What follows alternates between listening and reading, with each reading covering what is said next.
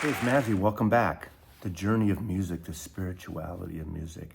I'm here to showcase a trilogy of records, the new one that just came out this past week, March 2025, from Anoushka Shankar. Here's the new one. Here's the third of the trilogy. Now, these are a series of 3 EPs. These are on Neil Fromm's label out of Berlin. His label is Lieder Verlag. These are beautiful records. I'll get into the journey, her journey, and I'll talk about seeing her and hearing her perform live the other night at the Moore Theater in Seattle. She's embarking on an American tour, I think North America, 13 cities or so. So believe me, if she's anywhere near you, go see her. It's one of the most beautiful, joyous, spiritual experience I've had in a long time musically. Wonderful music and a wonderful 4-piece band, if you will. Obviously, Anoushka Shankar on the sitar. She had a full drummer drum set, her co-producer on this album, I believe. Very rhythmic and very, in sync. Obviously, he traded off on different other percussives. They didn't have a normal tabla player. I know in some of her performances the last few years, she's had a separate tabla player, not this time. Stand-up bass, mostly fingering sometimes with the bow, sometimes trading off on a little keyboard device. And of course, the beautiful clarinet playing that reminds me of that wonderful jazz album, Eastern Sounds, with the oboe. But this is the clarinet.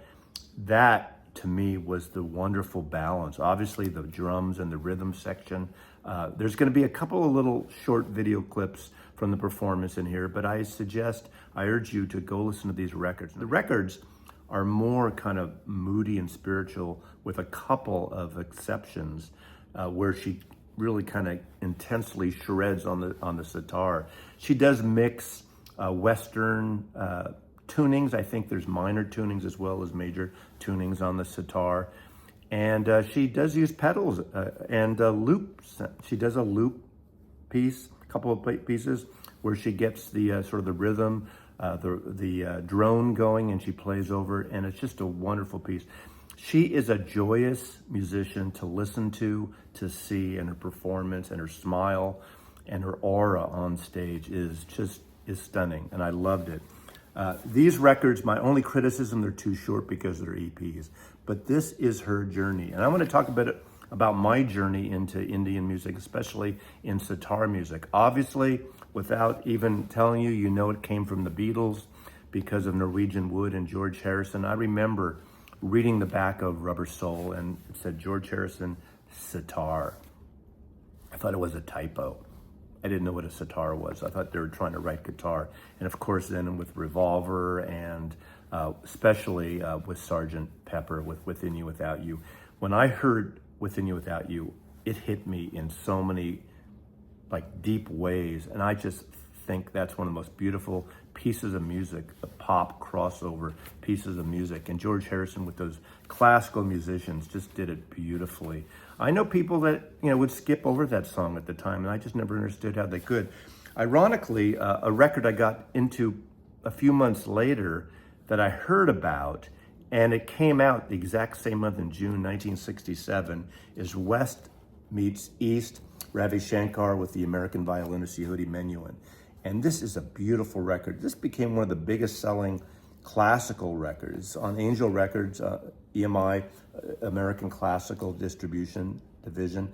It's just a great record. They did a sequel a little while later, but this is a beautiful record, and classically crossing over between Indian music and, of course, traditional Western classical. And it's just a stunning record. So that was kind of my intro.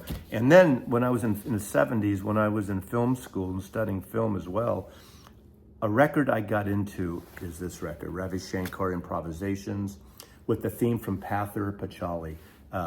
During film studies, those of you who know and follow world cinema, the trilogy, the Apu trilogy by Sajai Rai, is a stunning series of films, and important films from the 1950s. And Ravi Shankar did the music for the scores for those films. I never had a proper soundtrack, but this came out, I think, in 1962, and I would get it probably in the early 70s. And this was recorded in Hollywood on World Music, who distributed the Ravi Shankar records. with some jazz records over on Rural Pacific. Gary Peacock, Louis Hayes on drums, Bud Shank. Of course, Apple put out the soundtrack in a film, Raga, that George Harrison worked on. Of course, the concert for Bangladesh, you hear that entire performance. I always fell in love with the Ravi Shankar portion of that. And of course, how I got introduced to Anoushka Shankar was at the concert for George at the Royal Albert Hall. That was one of the most beautiful, emotional nights, performances of my life. And when it opened up with this Indian chant, and then Anoushka is doing this wonderful raga, this wonderful sitar piece alone. Then they go into The Inner Light, the Beatles song, George Harrison composed Beatles song, with her on the sitar, Jeff Lynne on vocals, Danny Harrison and the rest of the band doing that. It's so beautiful. And then on the side of the stage was Ravi Shankar sitting in a chair with Olivia Harrison, and Anoushka conducts this wonderful, majestic piece that Ravi wrote especially for George Harrison on that night. And of course, it's on the film, on the soundtrack. I urge you to listen to that. What a beautiful piece. And her conducting is like a dancer.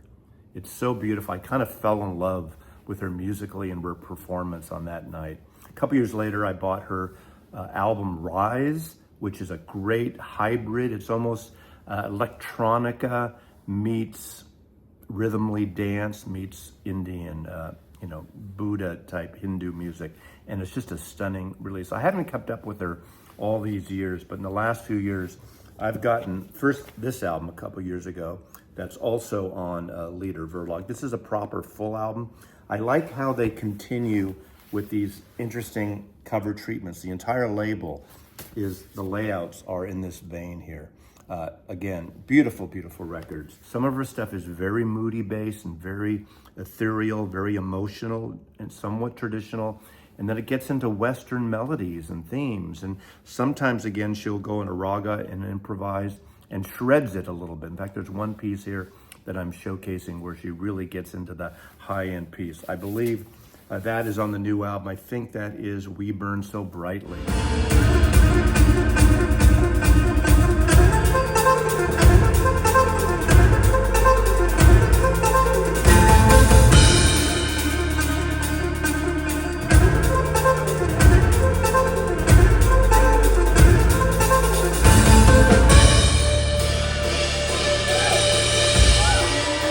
There's a journey here. Let me kind of read to you how she sees this.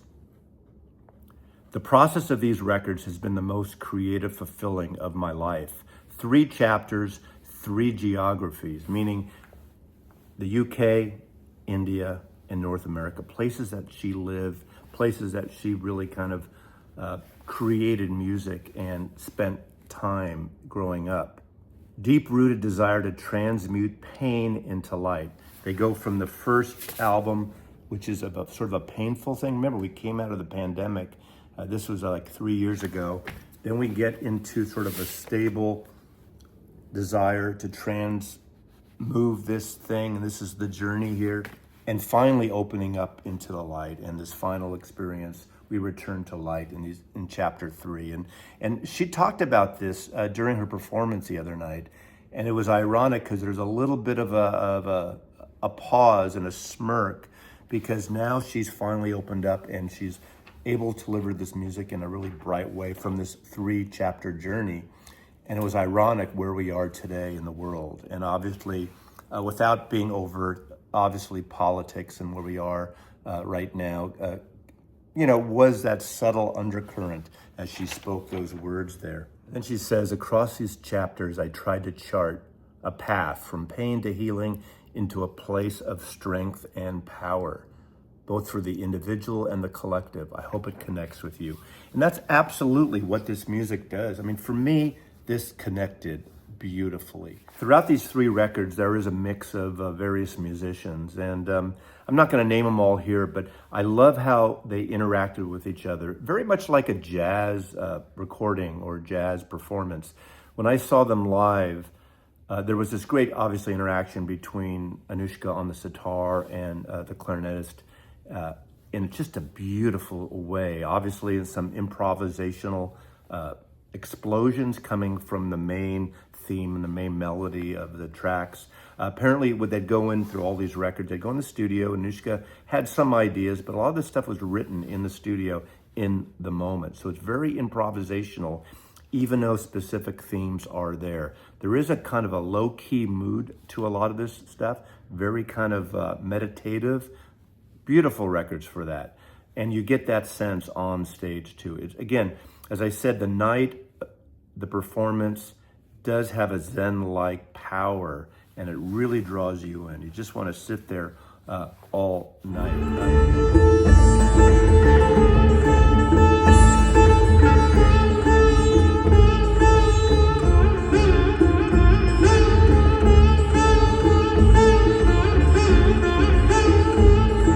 It's one of the most beautiful evenings I've had literally since, post-pandemic at all. So I'd say check out these records. Again, they're on Lieder Verlag Records out of Germany, 3 EPs. I'd say get the whole collection. Don't stop at one.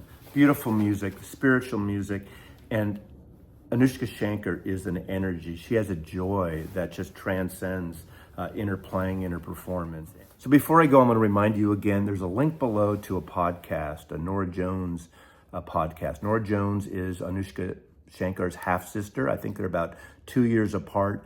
That is a beautifully endearing, wonderful, joyous conversation. It's a little over an hour, and they talk about music. They talk about growing up, meeting each other for the first time when they were 16 and 18 years old, and just the different experiences with their father, Ravi Shankar.